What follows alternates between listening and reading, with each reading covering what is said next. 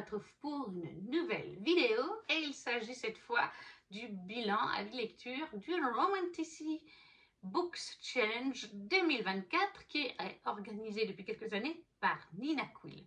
C'est du coup la première partie parce qu'il y avait quand même en tout 15 livres et j'en ai 12 ou 13 à vous présenter.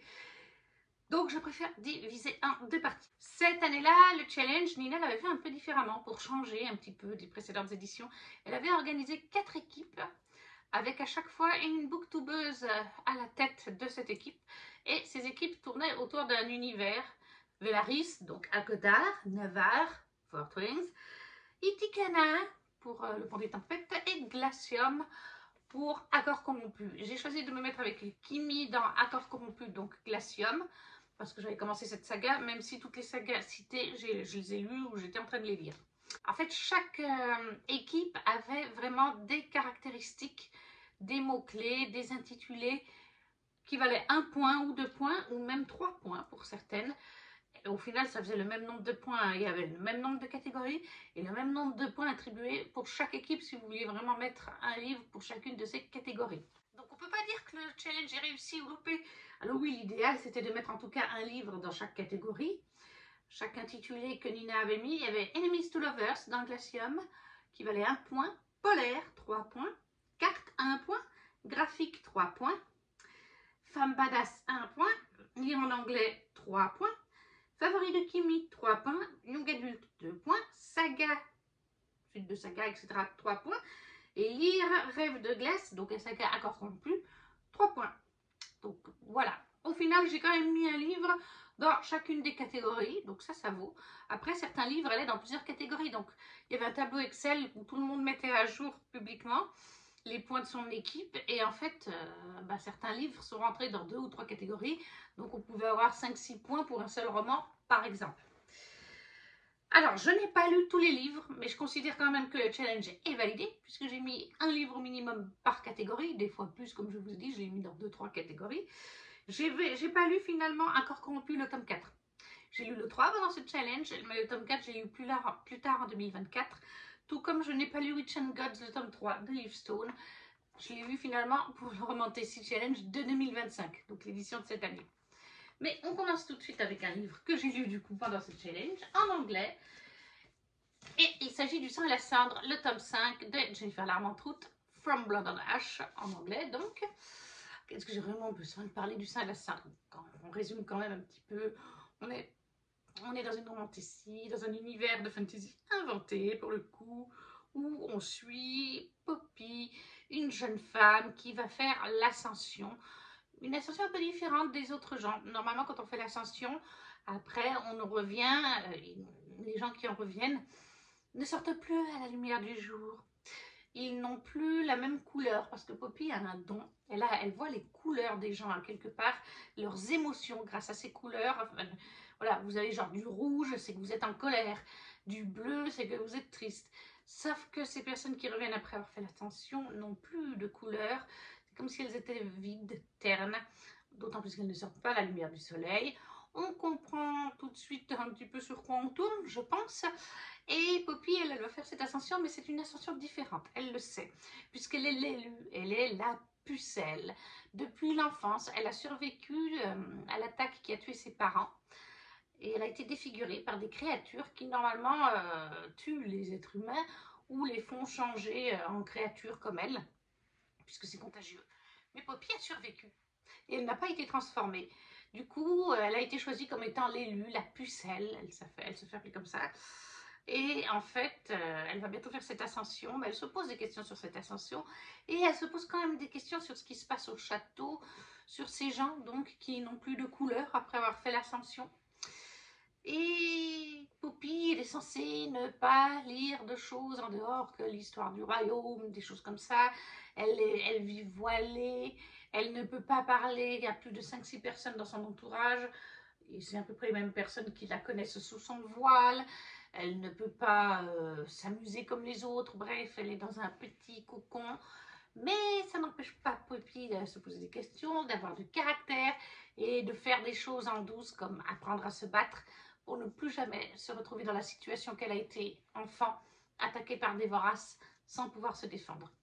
Ça, c'est vraiment la base. Et un jour, lorsqu'elle va faire une sortie en douce pour aller dans une sorte de taverne où il y a des femmes, prostituées, des jeux de cartes et tout ça, elle va rencontrer, elle est masquée. À ce moment-là, elle a mis exprès un petit masque et des habits de servante pour pas se faire reconnaître, même si techniquement, on peut pas la reconnaître. Elle vit tout le temps sous un voile. Mais bref, et elle va faire la rencontre de Hawk. Ils vont se faire quelques petits bisous parce qu'elle a envie de vivre des expériences de jeune femme. Et quelques jours plus tard, elle se rend compte que Hawk est un garde du château et lui est attribué. Va-t-il la reconnaître grâce à sa voix, surtout parce qu'ils ont parlé, mais sinon elle était masquée. S'il la reconnaît, va-t-il la dénoncer à son tuteur? Que fera-t-il? Voilà, ça c'est le tout début de la saga, mais là on est sur le tome 5, donc bien plus loin. Je ne vous résumerai pas ce tome, simplement qu'ici j'ai mis un 19 sur 20. Le sang et la cendre est déjà passé dans d'autres avis lecture et sur Instagram aussi. Pas l'avis de ce tome 5. Tout le monde sera choqué de voir que j'ai pas mis 20 sur 20. Pourtant, c'est un coup de cœur. Mais en fait, ce tome a un petit point en moins parce que, eh bien, tout simplement, que je le qualifierais de tome 1.5. En fait, on revit les événements du tome 1 du point de vue de Hawk cette fois. Il se passe quelque chose au tout début de ce tome, je ne vous dirai pas quoi, qui fait que Poppy, il faut parler à Poppy régulièrement, pendant plusieurs jours, lui parler pour qu'elle se rappelle de qui elle est, ne pas qu'elle s'oublie. Je ne peux pas vous en dire plus, sinon ça vous spoilerait. Mais voilà, et du coup, quelqu'un conseille à Hawk de parler à Poppy, même à Kiran aussi, de parler à Poppy, de lui expliquer des choses, de lui rappeler qui elle est, de lui rappeler qui ils sont l'un pour l'autre. Donc, oui, voilà, je ne vais pas aller trop loin non plus dans le qui ils sont l'un pour l'autre. Et en fait, on revit du coup tout le tome 1 du point de vue de Hawk. On commence un tout petit peu avant sa rencontre avec Poppy. On comprend le plan qu'il avait mis en place et tout ça, le pourquoi du comment. Et on termine vraiment à la fin du tome. C'est vraiment le moment où Hawk a fait cette annonce fracassante à la fin du tome 1. La dernière phrase, la toute dernière, ça finit à peu près pareil. C'est pour ça que c'est un 1.5 et c'est pour ça que j'ai mis 19 sur 20. Parce que on répète 85% du roman répète des choses qu'on connaît. Après, bon, on a des scènes du point de vue de Hawk et de Kiran, des scènes qu'on n'a pas vues ou des choses qu'on soupçonnait parce qu'ils nous ont un petit peu expliqué, mais là, au moins, on les a de leur point de vue. Parce que Kiran aussi parle un petit peu à Poppy dans ce tome. Donc voilà, on a ces moments-là qu'on n'a pas vus, et ça c'est intéressant. Ça nous permet de découvrir aussi Hawk et Kiran, leur dynamique, de comprendre certaines choses qu'on avait des soupçons. Par exemple, à un moment donné, il est clairement dit qu'ils ont l'habitude de se partager les femmes en même temps. Voilà, on s'en doutait déjà vis-à-vis des précédents tomes quand Hawk parlait avec Poppy, mais là, ça se confirme. On apprend des choses vis-à-vis de la mission que s'était fixée Hawk. Petit à petit, pourquoi il a tourné ça différemment? Je reste très vague, mais si vous avez lu, vous comprenez ce que je sous-entends par les changements qu'il a effectués dans sa mission. Et en fait, il y a quand même des scènes inédites, des scènes au présent. Le roman commence vraiment à peu près là où il a terminé dans le tome 4, donc vraiment tout de suite après. Ils sont en train de faire des recherches, etc. avec certains personnages pour chercher certains personnages aussi, c'est le cas de le dire, je dois rester très vague. Et en fait, voilà, donc ça débloque quand même un petit peu l'intrigue du présent. Et même tout au fil du roman, on a quelques chapitres du présent qui font avancer cette intrigue. Je pense sincèrement que dans le tome 6, JLA nous fera 2-3 phrases pour résumer les événements de ces chapitres-là. Au cas où, si je pense qu'elle va se dire que peut-être il y a des gens qui ne vont pas être intéressés en découvrant que c'est pratiquement le tome 1, mais du point de vue de Hawk, par 4-5 chapitres inédits pour avancer dans l'intrigue. Je pense quand même qu'elle le résumera en quelques phrases dans le prochain tome. Mais je trouve dommage du coup de ne pas le lire parce qu'il y a quand même ces scènes inédites qui font avancer le présent. Et puis c'est toujours agréable de replonger dans le passé, de l'autre point de vue du personnage principal. On le demande souvent, il y a souvent des gens dans les grandes sagas qui sont là. Est-ce qu'on pourrait pas avoir un tome sur Edward Cullen, un tome sur Richard, ou un tome sur Xaden dans Fort Wings, ou alors qu'ils aient plus de chapitres de leur point de vue. Voilà, au moins, j'ai trouvé un moyen de le faire.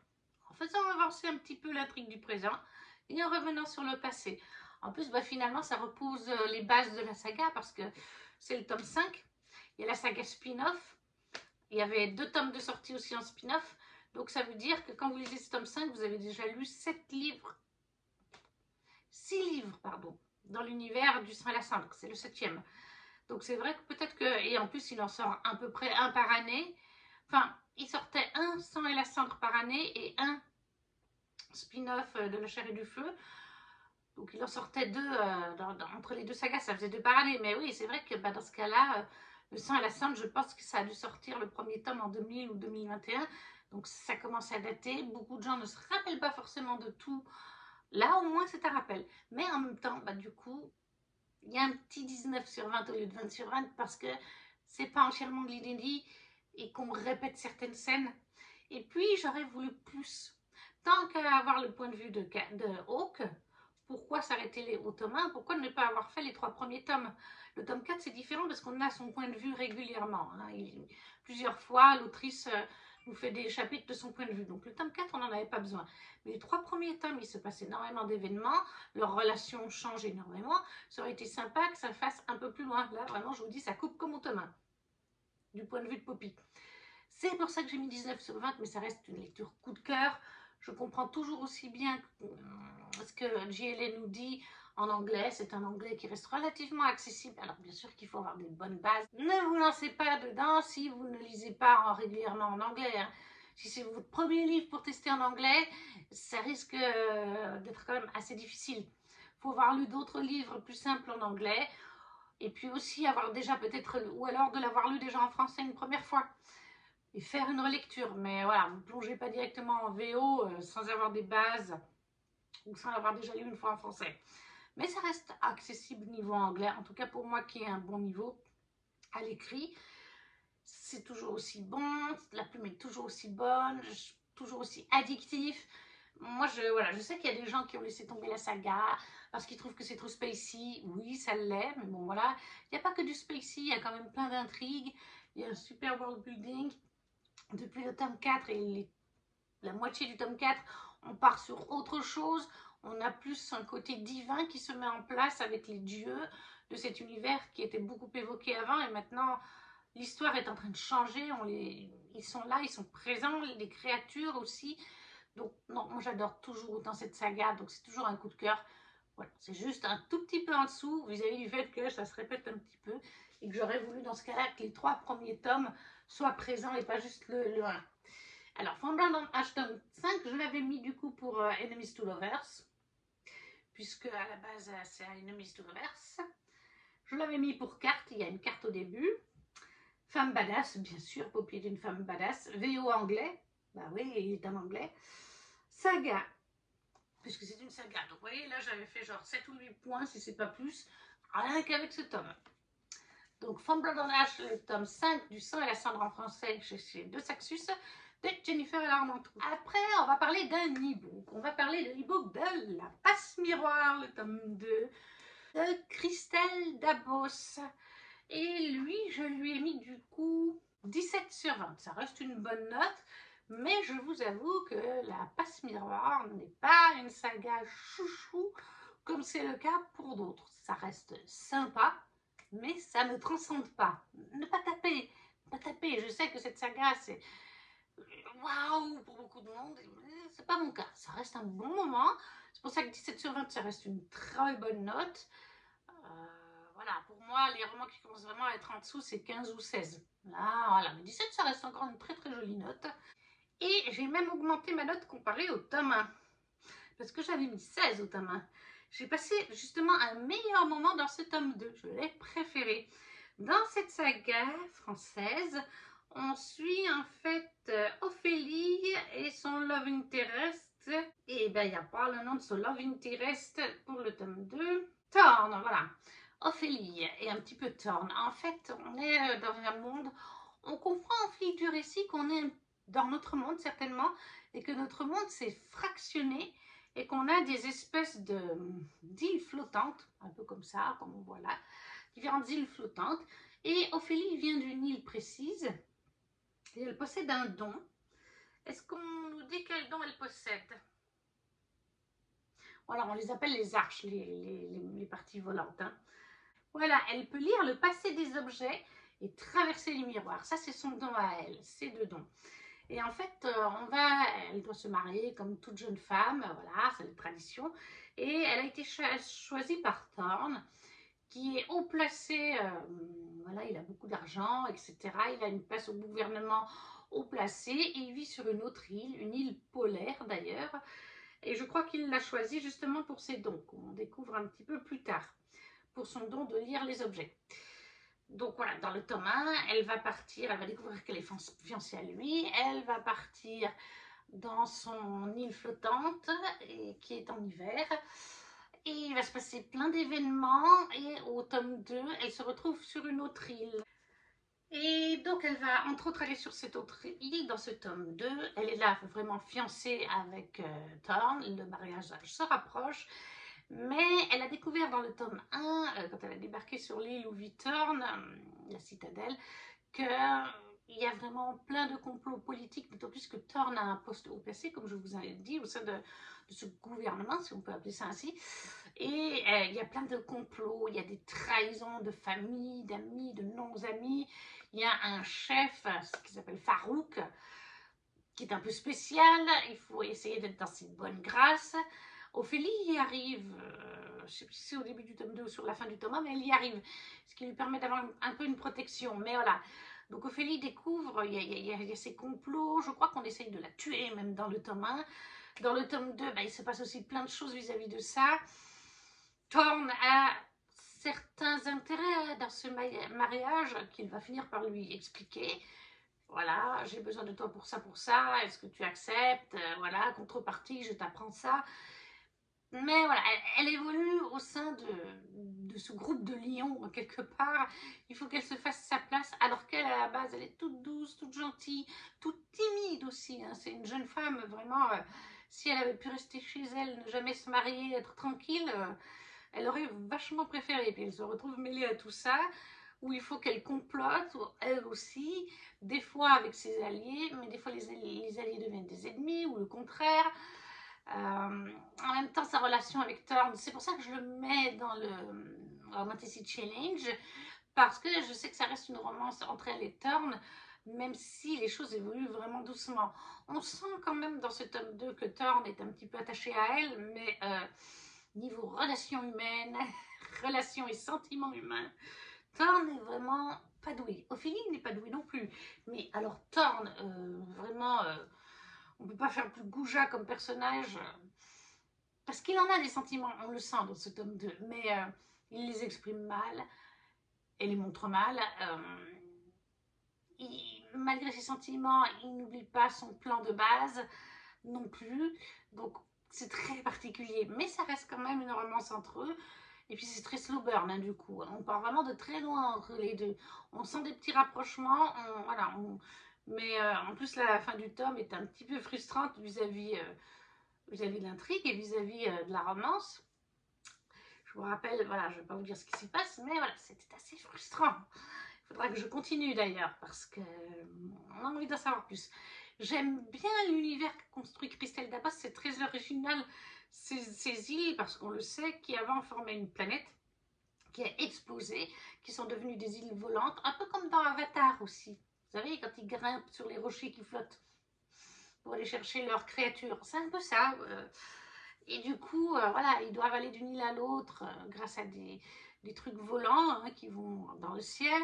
On a tout un côté aussi Dieu, divinité, puisqu'on nous évoque en effet des dieux. Il y a des chefs comme Farouk de la famille Thorne.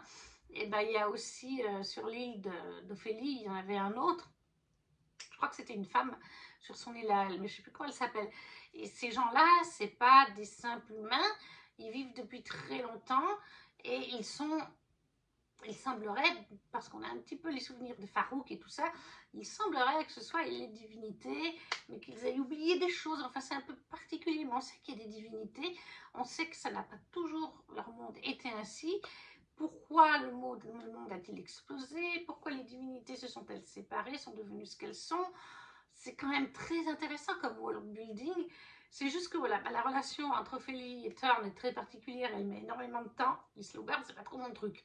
Là, ça fait quand même 2 romans que ça dure, même si ça évolue un petit peu, c'est trop doucement à mon goût. Et puis leur relation, enfin Thorne est très particulier comme personnage. Ophélie, il est aussi un petit peu, mais alors Thorne, il est à des levels, voilà. La plume est bonne, hein, c'est agréable à lire, ça reste fluide. Mais voilà, c'est pas un coup de cœur, c'est pas addictif pour moi, même s'il y a des bonnes choses, comme je vous dis, le world building original est intéressant parce que c'est pas quelque chose qu'on revoit partout. Ben voilà, c'est un 17. Mais comme je vous dis, j'ai déjà augmenté ma note parce que pour le tome 1 c'était 16. J'avais vraiment trouvé longuet. J'avais pas réussi. Oui, le côté complot, tout ça, j'essaye de sauver ma peau, était très intrigant, mais j'arrivais pas à m'attacher. Là, j'ai augmenté à 17, justement parce que Ophélie et Thorne ont un petit peu évolué, qu'on comprend un petit peu plus le Thorne, qu'Ophélie arrive petit à petit à se faire une place dans sa famille, mais il me manque des choses. Il me manque beaucoup de romance. Ophélie, j'arrive pas à m'y attacher comme je le souhaiterais non plus. Donc pour moi, ça reste à 17 sur 20, mais ça reste une bonne note à 17 sur 20. Et du coup, ce tome 2 de la passe miroir, je l'avais mis. Où es-tu, la passe miroir? C'était pour les catégories saga, forcément. Young adulte, ça rentre dans le young adulte aussi. Et favori de Kimi. Ouais, c'était pour ces 3 catégories. Donc ça, c'était pour la passe miroir. Le tome 2 de Christelle Dabos, qui est chez Gallimard, je crois, en physique, mais comme je vous l'ai montré en e-book. Ensuite, j'ai lu l'encyclopédie féerique d'Emily Wildest de Heather Fawcett chez De Saxus, dans cette toute jolie petite édition que j'aime énormément. Là, on suit en fait une jeune femme, on est sur notre planète cette fois, et pour moi c'est de la romantécie quand même. Et encore une fois, Nina le dit bien, la romantécie, chacun l'interprète comme il veut. Romantécie, le terme c'est romance et fantasy. Nous, en français, on a fantasy et fantastique. Mais en anglais, comme le disent souvent les gens qui lisent en anglais, fantastique n'existe pas. Fantastique, fantasy, c'est le même mot. C'est fantasy. C'est nous, en France, qui avons dit la fantasy, c'est les univers inventés. Fantastique, c'est un univers qui se passe dans le nôtre. Genre, moi, je mets Harry Potter dedans. Ou des choses comme Kate Daniels, Ivy Wild, même si c'est un petit peu de l'urban fantasy pour ces sagas-là. Mais vous voyez, c'est le genre, ça se passe chez nous. Voilà, il y a des créatures fantastiques, mythologiques, mais ça se passe dans notre monde.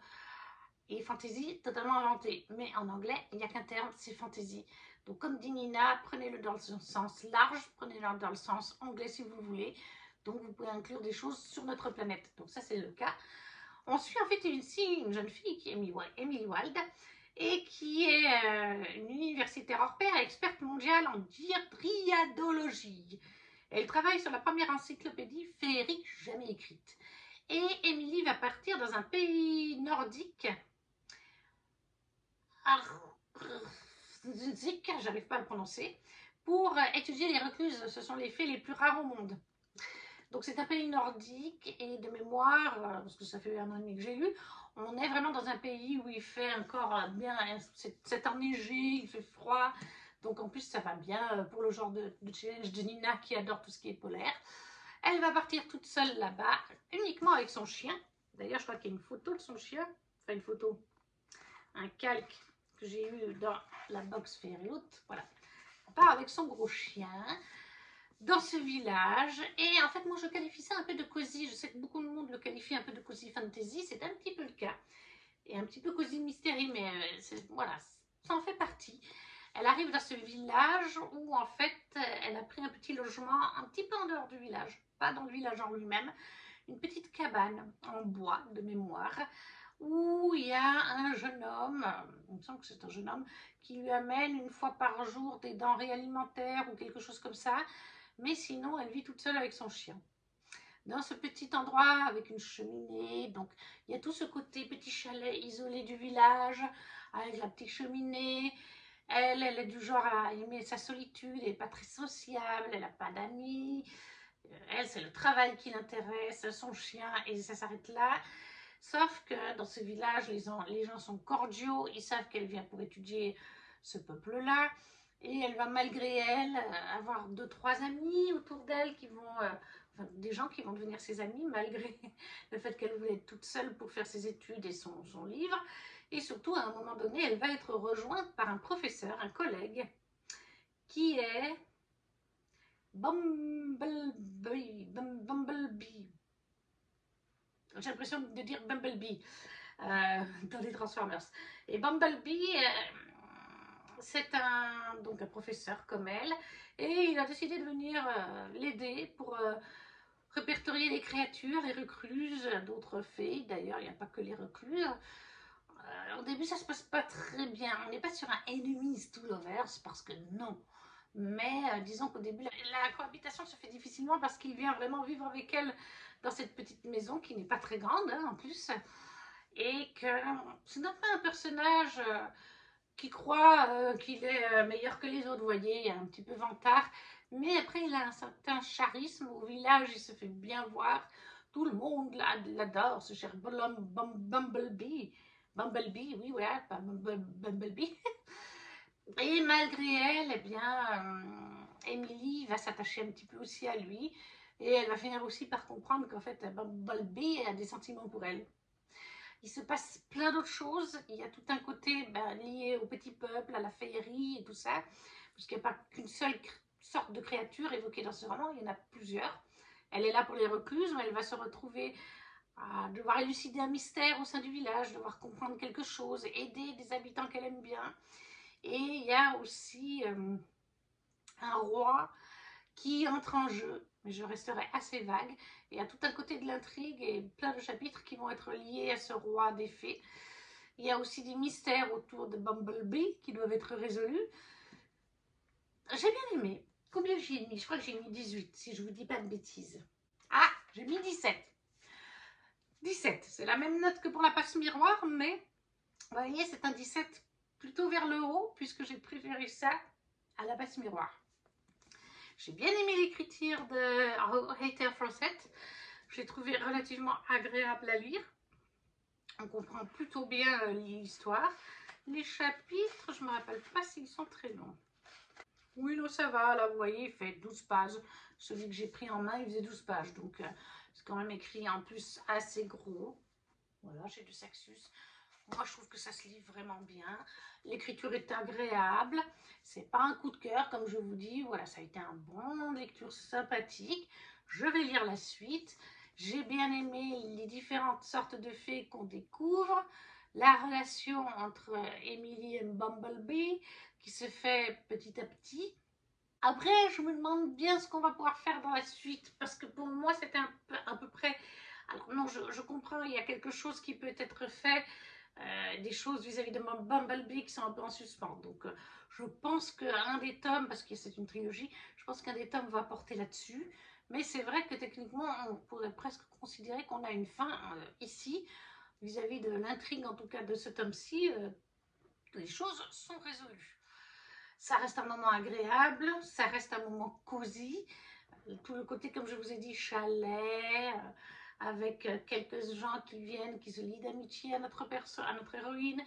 Bumblebee qui débarque aussi, qui ajoute une petite touche. Et au fil du roman, l'héroïne finit par se dire plusieurs choses vis-à-vis de lui, y compris au niveau romantique. Il y a un petit côté mystère, forcément. Il y a un côté un peu action à un moment donné, avec un certain roi. Donc, il y a les éléments un petit peu cosy. Voilà, puisque la cosy, c'est surtout ça. C'est un personnage qui est souvent un peu isolé, qui débarque et puis qui va ouvrir un commerce ou qui vient pour étudier quelque chose, comme c'est le cas ici, qui se lie d'amitié avec certains personnages, malgré le fait qu'elle avait dit « oui, je ne serai pas, voilà, je suis solitaire, etc. » C'est un peu le cas dans la boutique de sortilèges, c'est un peu le cas avec les gens d'inflaté. On retrouve vraiment ces côtés-là, en fait. Après, c'est pas complètement de la cosy parce qu'il y a quand même un peu d'action. Mais pourquoi pas un petit peu d'action dans de la cosy? Ça dérange pas, hein, tant qu'il n'y a pas 36 000 meurtres, etc. Et c'est le cas ici, ça reste vraiment une lecture relativement doudou. Et cocooning, c'est ça le plus important pour moi dans la cosy. Donc, l'encyclopédie féerique d'Emily Wildest de Edgar Fawcett, le tome 1 chez De Saxus, 17 sur 20. Et lui, je l'avais mis pour les catégories, du coup, Young Adult. Et c'est tout. D'accord. Young Adult, mais polaire, il va aussi, puisqu'en fait, il y avait de la neige. Donc, polaire, Young Adult, saga va aussi, mais à l'époque, moi, je pensais que c'était un tome unique. Donc, c'est pour ça que je ne l'avais pas mis dans saga. J'aurais pu avoir plus de place, hein, de points finalement, hein, parce que je l'ai mis que dans Young Adult. Mais voilà, pour ce tome 1. Ensuite, j'ai commencé un webtoon. Oui, un webtoon. Ça compte comme graphique avec l'application Webtoon. Et j'ai commencé La mariée du roi dragon, pour lequel j'ai mis 18 sur 20, mais je suis toujours en cours. Hein. Là, actuellement, j'ai repris un petit peu après avoir laissé tomber un certain nombre de mois. Et je suis actuellement sur l'épisode 53 sur Webtoon. Là, vous avez la couverture. Il existe à présent en tomes. Alors, je ne sais pas combien il y a de tomes. Ils disent 5 Webtoons. Je ne sais pas s'ils sont tous sortis du coup en français. Sur l'application, oui. En Webtoon physique, ça, c'est ce que je vous dis, je ne sais pas. Et alors là, ils sont faits par Soy Media en écrivain et Jamae Kange aussi en écrivain. Dans La mariée du roi dragon, on suit en fait Lucinda, qui est la fille légitime, oui c'est ça, du baron Berg. Et elle a été humiliée toute sa vie par sa famille. Jusqu'au jour où, pour sauver son territoire, sa belle-mère la marie de force au cruel roi dragon du royaume de Taillard. La destinée de la jeune femme est alors toute tracée. Donner un héritier au trône et devenir reine, à condition qu'elle survive à son époux. Et donc, l'époux, c'est Akan. Donc, Lucinda va partir. Oui, Lucinda, hein. Oui, voilà, parce qu'il ne faut pas que je confonde avec Lucinda. Lucinda va se marier avec ce roi dragon, Akan. Au début, elle a un petit peu peur parce que c'est un roi dragon. Ce peuple se transforme en fait en dragon. Ils sont redoutés pour être de redoutables guerriers, bien sûr, des tueurs, tout ce qu'on veut. Mais en fait, Lucinda va vite se rendre compte que Akan, c'est pas une brute. Bien sûr qu'il peut l'être. Voilà, quand il va falloir tuer des gens, quand il faut faire la guerre, il va la faire. Mais à côté de ça, c'est un personnage attachant qui a envie de bien faire les choses avec Lucinda. Et Lucinda, elle a envie, elle aussi, de bien faire les choses. Et en fait, on va se rendre compte très vite qu'elle a des alliés au sein de la cour de Akan. Et elle a des ennemis, plus particulièrement une ennemie. Parce qu'en fait, Akan avait un frère. Et c'était lui qui était le roi dragon. Malheureusement, il est décédé, ce frère. Et il était marié à une jeune femme, qui était donc la reine avec lui. Et quand il est mort, c'est Akan qui a pris le poste de roi. Et la jeune femme a espéré qu'Akan l'épouserait, pour qu'elle reste reine, etc. Et qu'elle lui donne un héritier. Mais lui, il voulait donc une autre femme. C'est l'épouse de son frère. C'est pas... Voilà, il ne la voulait pas pour reine. Et donc, c'est vraiment la grande ennemie jusqu'au moins... là, je vous dis, je suis au 53, je crois. Jusqu'au 49, pratiquement. C'était vraiment la grande ennemie. Donc, ça doit bien faire 2 ou 3 tomes. Parce que je crois qu'il y a 90 épisodes en tout. Donc, presque la moitié de la saga, c'est l'ennemi de Lucina. Et pendant très longtemps, Lucina ne va même pas comprendre que c'est son ennemi. C'est parce que nous, on a des chapitres du point de vue de ce personnage qu'on sait que c'est l'ennemi de Lucina. Voilà, donc on a tout ce côté intrigue de cour, forcément. Là, on commence sur autre chose. Là où j'en suis, on est en train de découvrir notre personnage. On sent que ça ne va pas être un personnage gentil non plus. J'aime bien, voilà. Le webtoon, c'est mon premier. Enfin non, le tout premier, c'est L'Oreo Olympus, que vous aurez d'ailleurs dans la prochaine vidéo. Et j'aime bien. Parce qu'il faut savoir que j'ai essayé de m'intéresser au manga. J'aime bien les BD. J'ai des sagas de coup de cœur comme le Grimoire d'Elphie, les carnets de cerises, voilà, d'autres qui sont très bien. Donc j'aime bien les BD, mais les mangas, je m'y suis essayée. Et en moins 2 ans. En plus, j'ai essayé avec du FF parce que j'aime bien lire de tout. Mais j'ai pas accroché. En fait, déjà, je suis perturbée par le côté... On commence par la fin du roman. On commence toujours à lire Oui, on commence à la fin du roman. Mais après, je ne sais pas si on lit à droite puis à gauche ou si on commence quand même en haut de la page à gauche. Mais en tout cas, on commence par la fin du livre. Ça, c'est sûr. Comme en Asie, comme dans ces pays-là. Et le côté noir et blanc. Voilà, le côté noir et blanc, moi je m'ennuie quand c'est en noir et blanc. Et puis j'aime pas forcément les traits qu'ils ont dans les mangas. Et là, eh ben, avec les webtoons, c'est l'avantage, c'est que c'est en couleur, donc je ne m'ennuie pas. Puis après, ben, il y a différents illustrateurs, différentes façons de dessiner. Et j'aime bien comment c'est fait dans La Marie du Roi Dragon. Et j'aime bien cette intrigue, j'aime bien Akan, j'aime bien Lucina. J'espère que ça se finira bien pour eux deux. Parce que, comme je vous dis, là on est sur une nouvelle intrigue, on sent qu'on va commencer un nouveau gros bloc. Et voilà, j'espère que ça se passera bien. Donc j'aime bien finalement ce type-là, le webtoon. Voilà, pour le côté couleur. Et puis là, pour l'histoire, les personnages attachants que j'aime bien lire. Voilà, j'avais fait une grosse pause, mais j'y ai repris. J'avais lu jusqu'au 48 à peu près, quelque chose comme ça. Et là, j'ai décidé de reprendre parce que depuis que j'avais commencé pour ce challenge, et ben, j'avais laissé tomber à la fin du challenge, j'avais arrêté. J'en avais plus lu. Donc là, je suis en train de le continuer. Et je le préfère presque d'ailleurs à Laurie Olympus. Après, c'est très différent comme intrigue. Hein. Même si on retrouve à chaque fois le côté court et complot, il y a quand même les deux. Ouais, c'est présent dans les deux webtoons. Mais voilà, moi je passe un bon moment. C'est pour ça que j'ai mis, comme je vous ai dit, donc 18. C'est ce que je vous ai dit. Après, comme c'est une saga qui n'est pas terminée, je ne peux pas donner mon avis complet. Mais voilà ce que je peux en dire pour l'instant, c'est que ça reste très bon et que je passe un très bon moment. Et La Marie du Roi Dragon, je l'avais mis pour les catégories graphiques. Je ne l'ai pas mis dans d'autres, mais je pense que là, parce que Young Adult, j'ai oublié de mettre. J'ai mis aucun livre dans Young Adult, donc, mais clairement, là, je suis quand même bien avancée dans la saga. Je peux dire que c'est du Young Adult. Un jeune de 14 ans peut déjà le lire sans problème. Il n'y a pas de scène de sexe explicite, en couleur ou quoi que ce soit. Ça reste vraiment très soft, donc oui, Young Adult, ça rentrait aussi. Mais techniquement, moi, je l'avais mis juste pour graphique, quand le challenge avait lieu.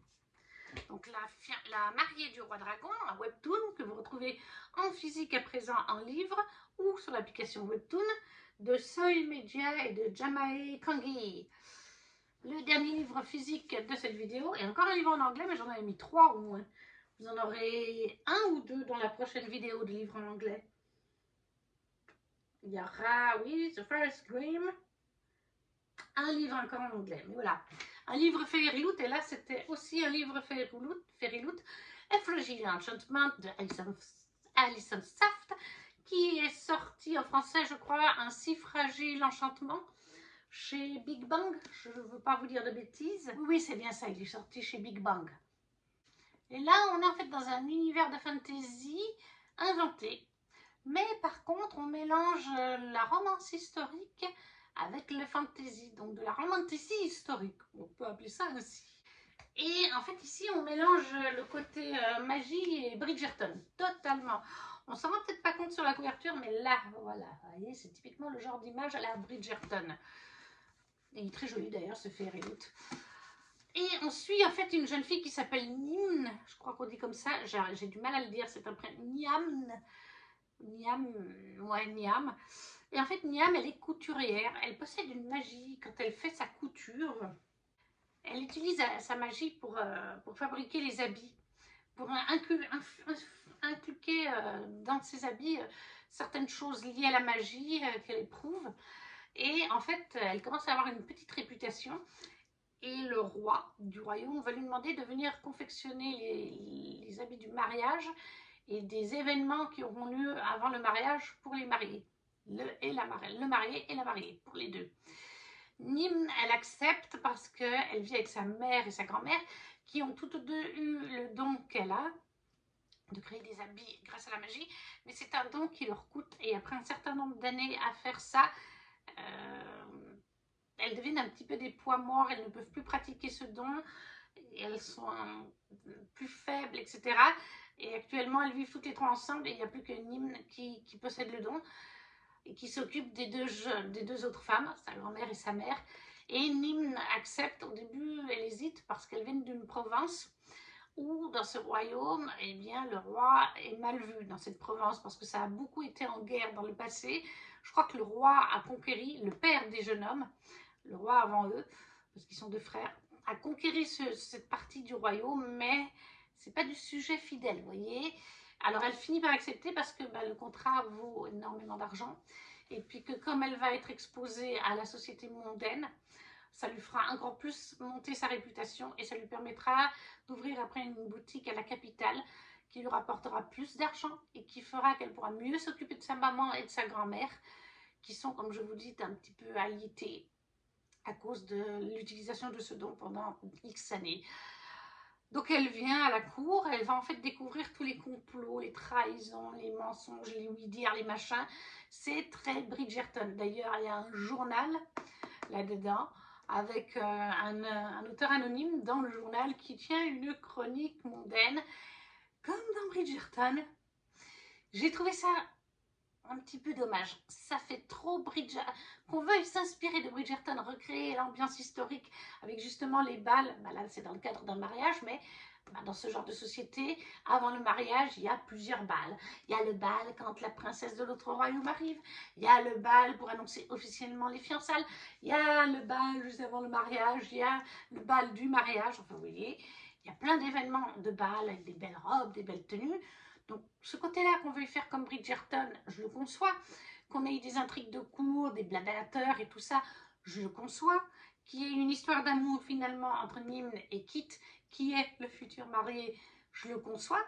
Mais en fait, d'avoir mis ce côté anonyme, parce que c'est quelqu'un d'anonyme qui écrit les chroniques, ça fait très Lady Whistledown. Et à partir de là, je me dis quand même, trouve une autre idée. Lady Whistledown, on l'a déjà. Alors ok, là, Lady Whistledown, elle se contente de romance, etc. Là, la personne anonyme parle aussi de la guerre, parle aussi des coins du royaume en guerre, etc.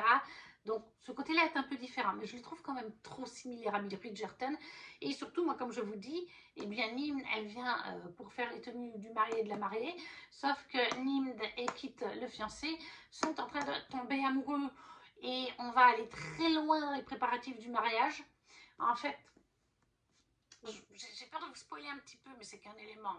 Littéralement, si vous avez vu la saison 2 physique de Bridgerton, pas le livre, parce que le livre est différent, mais le tome sur Anthony, on va littéralement jusqu'au même point qu'Anthony a été avec sa fiancée. Et avec son vrai love interest. Donc, littéralement, on va... Voilà.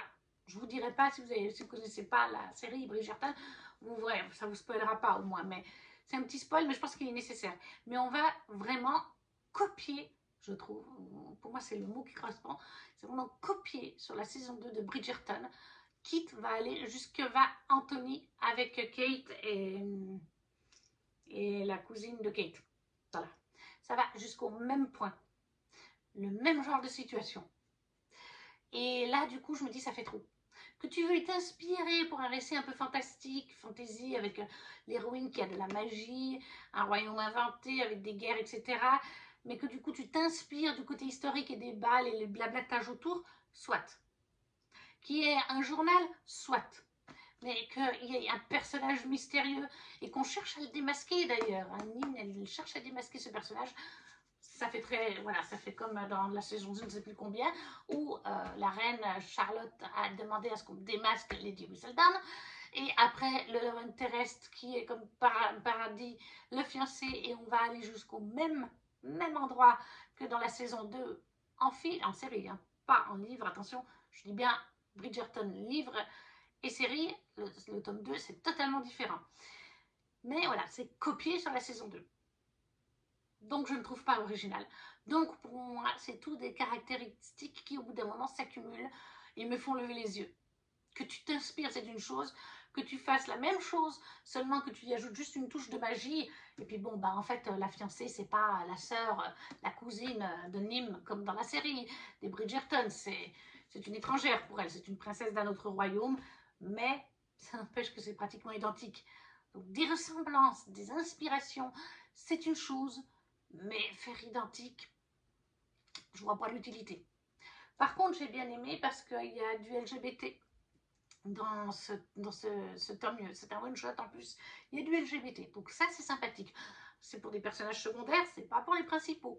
Mais c'est quand même là. Donc ça, c'est un point positif. Après, l'écriture était vraiment très compréhensive. les chapitres en général, mais c'est ça, en anglais, les chapitres chez Fairyloot font une dizaine de pages. Je sais pas si c'est pareil dans les versions brochées ou reliées, mais hors Fairyloot, mais ouais, en général, ça fait une dizaine de pages, alors qu'en français, ça en fait plus.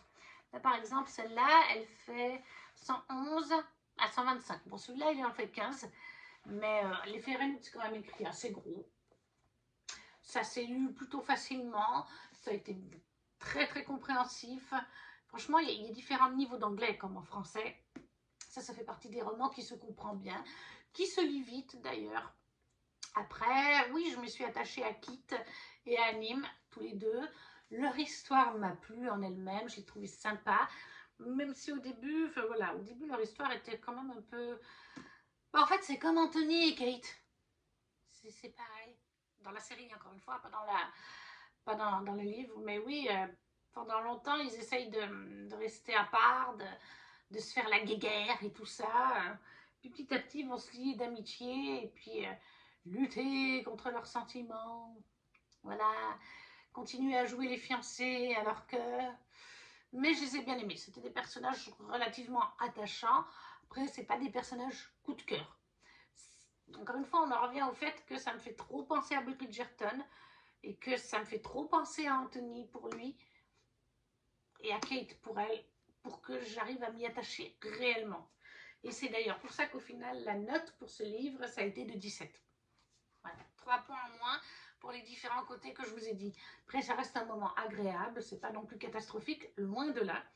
J'ai lu autre chose d'Alison Shaft en français cette fois, vous l'aurez dans la deuxième partie de cette vidéo. Et cette autre lecture est beaucoup moins passée que celle-là. D'ailleurs, je crois que l'autre lecture, je lui ai mis 16. Hein. Oui, donc celui-là, je l'ai préféré. Mais ça aurait pu être mieux s'il n'y avait pas eu toutes ces petites choses qui m'ont trop fait penser à Bridgerton, qui m'ont trop fait lever les yeux, genre à me dire, mais trouve des idées originales. T'as pas besoin de nous refaire Anthony et Kate, parce que c'est littéralement ça. Voilà, donc A Fragile Enchantment de Alison Saft, l'édition Fairyloot en anglais. En français, c'est donc chez Big Bang, c'est un si fragile enchantement. Et lui, je l'ai mis pour les catégories. Où es-tu? Livre en anglais, of course. Et bien, je l'ai mis seulement pour livre en anglais. Young Adult, il y va aussi. Il y va aussi très bien. Mais bon, sur le coup, je ne l'ai pas mis en Young Adult. Je ne sais pas pourquoi, parce qu'il y va aussi.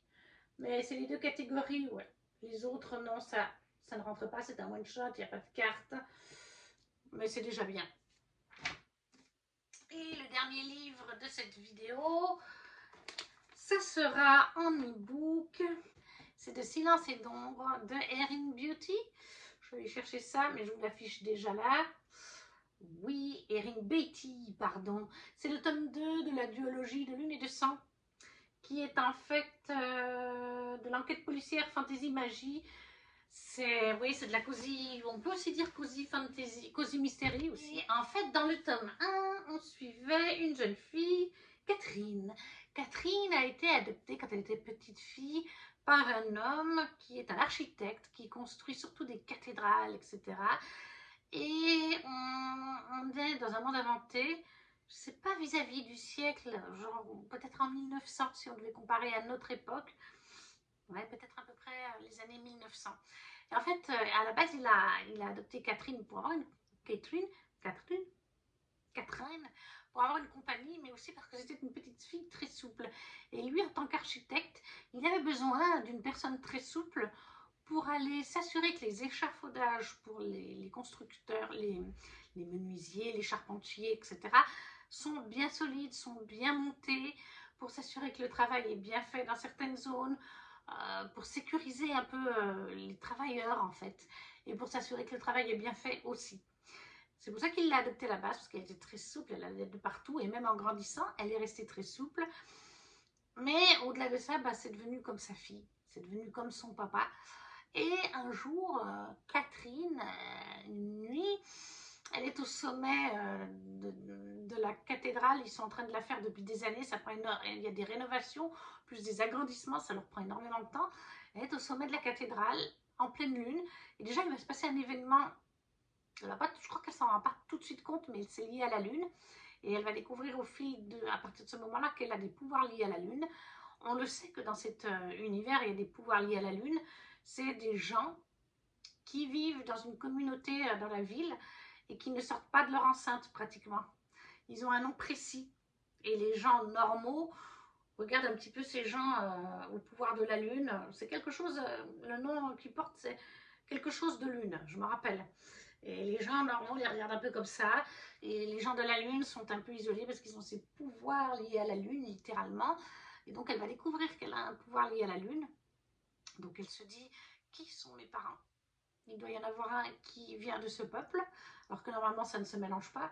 Et surtout ce soir-là, en plus de se découvrir ce pouvoir lié à la lune, elle va assister à un meurtre dans sa tête, qui a lieu à plusieurs mètres de là, et elle va y aller, et elle va arriver juste après le meurtre en lui-même, elle va découvrir le corps. De mémoire, c'est ça, elle découvre le corps, et après, bah, bien sûr que le chef de la ville va venir, et il va venir avec son neveu, ou son cousin, je ne sais plus, un très jeune homme, qui a fait des grandes études dans une autre ville, et il va demander à ce jeune homme de mener l'enquête parce qu'il est très intelligent, qu'il a fait des hautes études, c'est le mieux placé au sein de sa ville pour faire cette enquête. Il ne peut pas la faire lui-même ni ses enfants parce que bah, c'est le chef de ville, donc voilà. Et en fait c'est une prostituée, je crois, qui a été tuée. Et du coup, il va commencer à se lier d'amitié entre guillemets avec Erin parce que comme elle a assisté au meurtre, en fait elle y a assisté par vision. Alors elle essaye de tourner ça différemment pour pas qu'il soupçonne son pouvoir de lune. Elle dit qu'elle a assisté de loin. Et surtout, à un moment donné, elle veut aider à l'enquête parce que il va y avoir un élément qui va lui faire penser que son papa d'adoption est le meurtrier. Est-ce que c'est le cas ou pas? Ça, bien sûr que je ne vous le dirai pas. Ça, c'est les bases du tome 1. Je le mets dans Romantasy Challenge parce qu'il y a une romance entre Erin et le jeune homme qui s'appelle Simon. Simon, et là on est dans le tome 2. L'intrigue a été résolue dans le tome 1. On aurait pu pratiquement s'arrêter là-dessus, mais l'autrice a choisi d'en faire une duologie. C'est vrai qu'il y avait encore quelques petites questions à répondre sur Erin et sur Simon, et les deux à la fin du tome 1 sont partis pour une autre ville. Et donc là ils sont arrivés dans cette autre ville qui s'appelle... Et bien je ne sais plus comment s'appelle cette autre ville, mais du coup Erin, son but, elle, c'est dans cette autre ville d'aller en école de médecine du peuple de la nuit pour perfectionner sa magie de guérison à l'Académium. L'Académium, ça s'appelle, voilà. Mais pour pouvoir entrer dans cette école, il va falloir qu'elle passe par le conseil des Selena, et elle, comme Simon d'ailleurs, vont devoir passer devant ce conseil afin qu'elle découvre plus. Alors, ses origines, elle sait qui sont ses parents, mais qu'elle apprenne à utiliser ses pouvoirs. Et Simon lui-même, ça reste un enquêteur. Il y a des meurtres dans cette ville, donc en fait, tous les deux vont décider de mener leur enquête, exactement comme ils l'ont fait dans l'autre ville. Ils auront des alliés, ils auront des ennemis, ils feront des découvertes. Moi, j'ai beaucoup aimé. Le thriller, le policier, c'est pas forcément ma tasse de thé. Pas du tout, en fait. Je n'aime pas ça. Mais je me suis rendu compte, grâce à cette duologie, que quand c'est dans du fantasy, fantastique, ça passe. Parce qu'il y a tout un côté fantastique, magique, etc. Et là, c'est le cas avec Erin qui apprend qu'elle est un peu magique, hein, comme je vous ai dit, qu'elle fait partie du peuple de la nuit. C'est comme ça que s'appelle son peuple.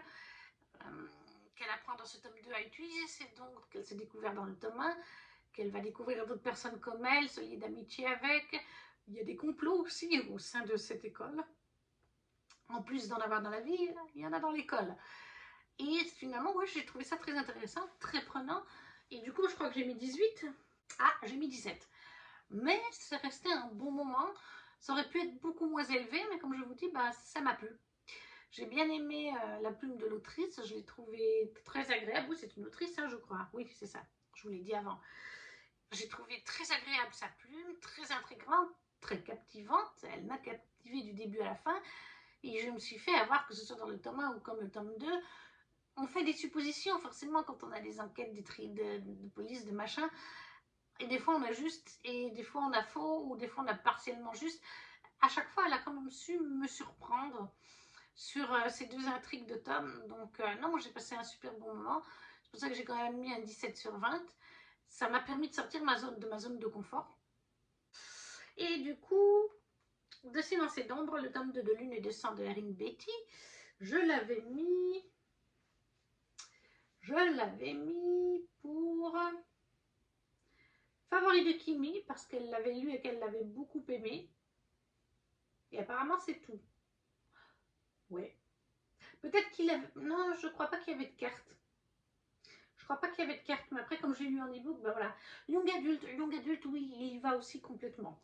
Donc, j'ai trouvé l'histoire des personnages attachante. J'ai beaucoup aimé Erin et Simon et leur petite romance. C'est pour ça que ça me rentre dans Fantasy parce qu'ils sont un couple totalement dans ce tome-là. Donc, j'ai bien aimé leur histoire et le dénouement de cette duologie. Voilà, donc ça, c'était Le Lunet de sang, le tome 2 d'Erin Beatty chez Lumen.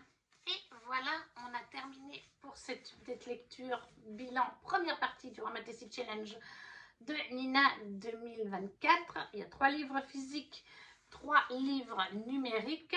Dans la partie 2, il y aura, je crois, un livre numérique et 5 physiques. Il y en a 2 que j'ai pas lus, comme je vous ai dit. Et il y en a un autre que j'ai déjà présenté, c'était Mysteries of Storm Manor. Je vous l'ai présenté dans le Cold Winter Challenge aussi, dans une des dernières vidéos parues au niveau des avis lecture. C'est pour ça que je ne l'ai pas remis ici.